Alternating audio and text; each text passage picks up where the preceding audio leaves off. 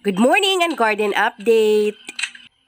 Nakita ko nga na may kumakain dito sa bagong dahon ng red cardinal kaya naisipan kong alisin and maagang maaga pa, wala pang 6 a.m. pero andito na kami ni Daddy sa garden at naglilinis na. Kagagaling po niya maghatid kay Kuya sa sakayan.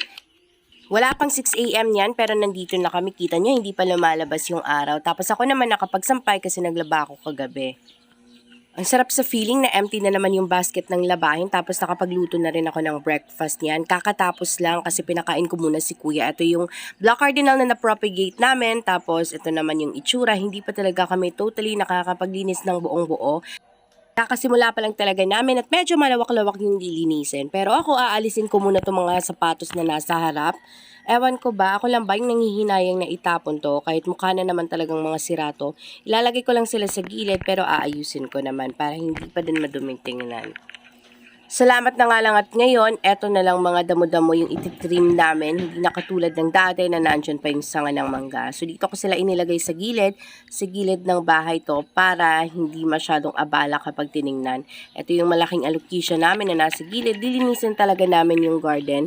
Yun yung plano, ititrim yung lahat ng mga damo. Tapos itong mga lumang pots na nagkakalat-kalat kasi nawala na ng laman, pagpapatupatungin ko na lang para medyo maayos pa rin tingnan. Ang gulo pa rin talaga kasi kita mo maraming mga ganyan, mga pots na walang laman, tapos mahaba-haba pa yung mga damo dito. Pinagbubunot ko na nga lang itong mga nakakaya ko. Marami kasi kaming mga damong gumagapang, hindi ko naman alam kung ano yung tawag. Ano kaya yung tawag dyan sa inyo? So yun yung mga pinagbubunot ko, tapos yung mga maliliit na kalat na nasa harap, pinaglalagay ko na lang dito sa gilid. Kung nagtatanong kayo, ano nga pala yung mga pinagpapatungan nito, yung mukhang mga cylinder, yun yung mga pinagpapatungan namin ng pots, pero hindi pa naaayos kaya naka-arrange lang sila sa harap ng bahay.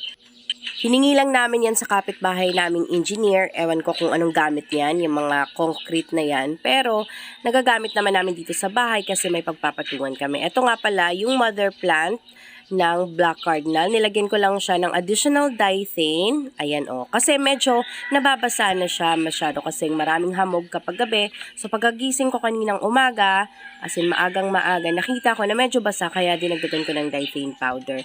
Ayan yung mga itlog naman na pinaglutuan ko, pinaglalagay ko sa mga bougainvillea ko. Hindi ko alam kung ano yung epekto niya, pero sinubukan ko lang. Meron kasi ako mga bahay na nakikita na nilalagay dyan yung mga itlog. Try na lang natin, namumulaklak na pala tong calathea ni Mama. Ayan o, maraming bulaklak.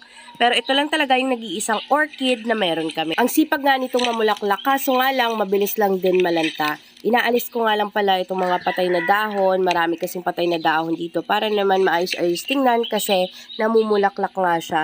Ito lang siguro yung merong bulaklak dito sa amin aside from the bougainvilleas na hanggang ngayon wala pa rin namang binibigay. So nandito na kami sa part na to at tinitrim na yung iba pang mga damo.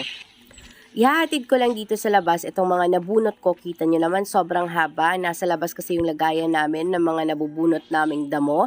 Ito nga pala yung naluto ko for breakfast. Sabi ko sa inyo katatapos ko lang magluto kanina. Medyo madami-dami yan kasi hanggang lunch na yan. Flexing Jollibee. Tapos ngayon nga pala natapos na rin akong magkape. Ubos na yan. So thank you. Bye!